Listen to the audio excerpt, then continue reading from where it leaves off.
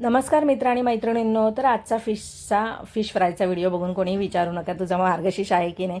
जरी माझा मार्गशीर्ष असला ना तरी पण ना घरच्यांचा नसतो, घरच्यांसाठी बनवावंच लागतं. आणि हा व्हिडिओ काय आजचा नाही आहे, हा मागच्या आठवड्यामध्ये मी फिश आणली होती, म्हणजे सुरमई, बांगडा आणि कोलंबी अशी फिश आणली होती आणि मागच्या आठवड्यातही बनवून संपली, पण आता नाही आहे. तर हा व्हिडिओ राहिलेला एडिटिंगचा, तर मी म्हटलं चला एडिटिंग करून हा अपलोड करूया. तर यातली ना मी अर्धी मच्छी काढली, सुरमई, बांगडा काढलं मी फ्राय करण्यासाठी. अद्रक लसूणची पेस्ट, हळद, घरचा मालवणी मसाला याने सगळं मी मॅरिनेट करून घेतलं.